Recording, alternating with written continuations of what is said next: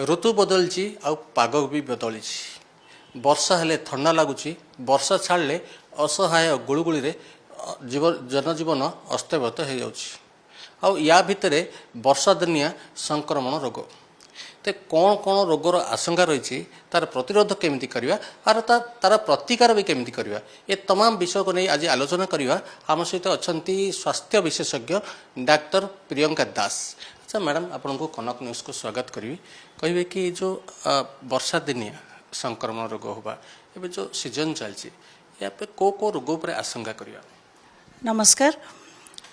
वर्षा दिनर आमर जमती ये जो मानसून सीजन जमती कि जो दुईटा मास जुलाई और अगस्ट एटा होची आमर मानसून सीजन बा वर्षा दिनर सर्वाधिक सक्रिय समय।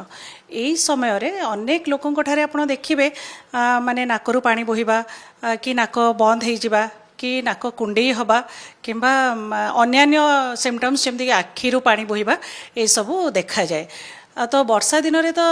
आपण माने समस्या जानी जे वायरल इन्फेक्शनटा हुए तो समस्या ये सब जो सिम्पटम्स हुए बहुत लोग भावती जे एटा वायरल इन्फेक्शन आ वायरल इन्फेक्शनटा आमर सब गोटे सेल्फ लिमिटिंग माने सेटा किछि दिन है कि तार वायरसटा जो तार लाइफ साइकिल कंप्लीट कर दिए 7 दिन भितर प्राय सेटा कंट्रोल हो जाए। किंतु यही सब सिम्पटम्स जदि माने आपण साधारण एंटीबायोटिक्स देला परे भी आउ अलगा जोटा सिम्पटोमेटिक ट्रीटमेंट देला परे भी कमुनी ताहले आमे एटा जानि रखिया दरकार जे एटा गोटे एलर्जिक राइनाइटिस कहिकी गोटे कंडीशन अच्छी बा रोग अच्छी सेटा हेई पारी थाए। आउ एलर्जिक राइनाइटिसटा वायरल इन्फेक्शन रो डिफरेंट कहीं अलगा कहीं ना यार सब जहाँ सब लक्षण अच्छी जमती जोटा मुझे कहली राइनोरिया जो नाकरू पानी बोहिबा कि नाजल ब्लॉकेज जोटा नाक बंद हो जावा कि नाक कुंडे हवा इचिंग ये सब जिनस माने बहुत समय धरिकी जमती सप्ताहाधिक कि मासे पर्यंत भी चली पारे। आउ ये एलर्जिक राइनाइटिस को जदि आमे माने ताकू जदि आमे चिकित्सा न करिबा कि एड्रेस न करिबा ताले से परवर्ती समय रे से आजमा मध्य हेई पारे सेटा को आमे कहू एलर्जिक राइनाइटिस इंड्यूस्ड आजमा। आ सेटा बेसी टिके जटिल समस्या जो थे कि पुणी आमको इनहेलर ये सब हॉस्पिटल एडमिशन ये सब दरकार पड़ी पारे। कि घरे घरे चलती ज्वर मुंड था ठंडा खास भाया विभिन्न ठंडा जनित रोग तार के प्रतिरोध करवा आ जो एलर्जिक भाया आपको केमती प्रतिरोध कर श्री ज्वेलर्स ऑफर पांतु गोल्ड मेकिंग चार्जेस ऊपर 50% ऑफ और सिल्वर मेकिंग चार्जेस संपूर्ण मागणा ता सहित 50,000 रु अधिक परचेस ऊपर assured gifts. Shri jewellers main road पागा छक कटक। आज्ञा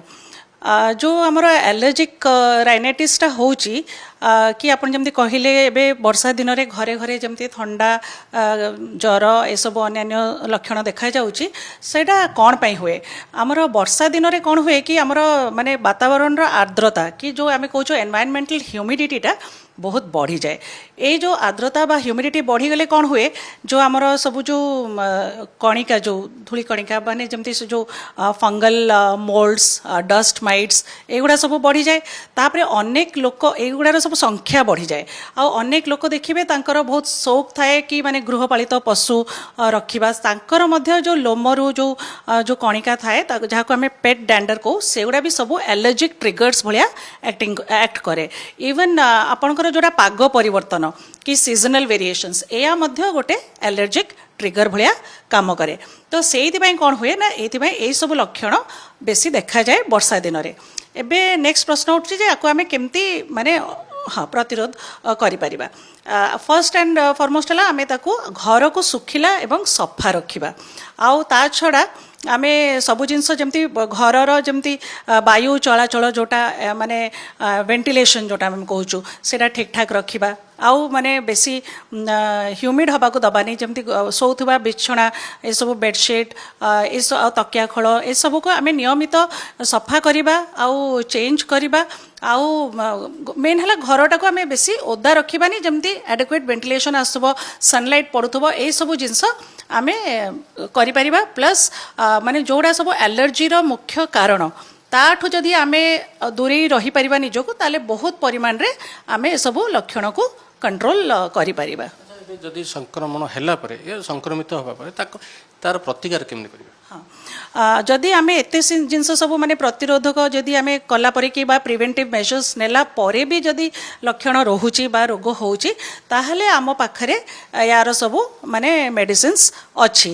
ଆଉ ଆମେ ଆମ ବାସ୍କେଟ୍ରେ କ'ଣ ଅଛି ଆମ ପାଖରେ ଯେମିତି ଦେଖନ୍ତୁ ଯଦି ଆଲର୍ଜିକ୍ ରାଇନାଇଟିସ୍ ହେଲା ତାମାନେ ସେଇଟା ନାକରୁ ପାଣି ବୋହିଲା କି ନାକର ଅସୁବିଧା ହେଲା କି ଆଖିର ଅସୁବିଧା ହେଲା ଆମେ ଦେଖନ୍ତୁ ସାଧାରଣତଃ ଲୋକମାନଙ୍କୁ ଟିକେ ବୁଝେଇବାକୁ ଅସୁବିଧା ହୁଏ ଯଦି ଦେଖନ୍ତୁ ଯେମିତି ଗୋଟେ ନାଜଲ୍ ସ୍ପ୍ରେ ନିଅନ୍ତୁ କି ଇନହେଲର୍ ନିଅନ୍ତୁ ତ ଲୋକମାନେ ସହଜରେ ସେଇଟାକୁ ଏତେ ଗ୍ରହଣ କରନ୍ତିନି କିନ୍ତୁ ଦେଖନ୍ତୁ ଯଦି ଆମର ଆଖିରେ ଅସୁବିଧା ହେଲା ତାହେଲେ ଆମେ ଆଖି ଡ୍ରପ୍ସ ପକାଉଛୁ କି କାନରେ ଅସୁବିଧା ହେଲା ତ କାନ ଡ୍ରପ୍ସ ପକାଉଛୁ ତାହେଲେ ନାକରେ ଯଦି ଅସୁବିଧା ହେବ ତାହେଲେ ନାଜଲ୍ ସ୍ପ୍ରେଟା ହେଉଛି ସବୁଠୁ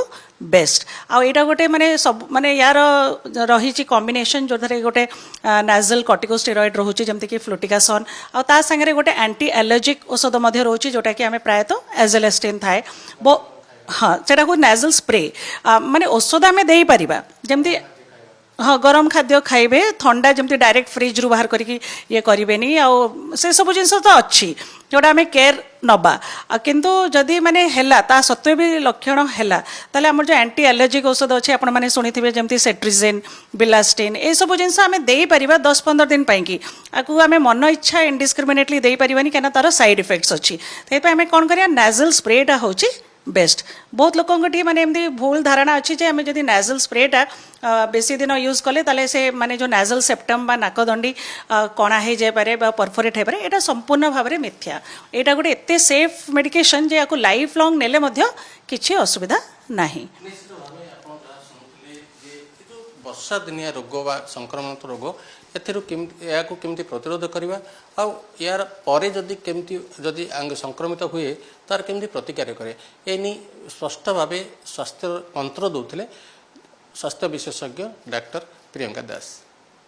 ବ୍ରହ୍ମପୁରରୁ କ୍ୟାମେରା ପର୍ସନ ବିକ୍ରମ ଜେନାଙ୍କ ସହ ପ୍ରଦୀପ୍ତ ପରୀକ୍ଷା କନକ ନ୍ୟୁଜ୍।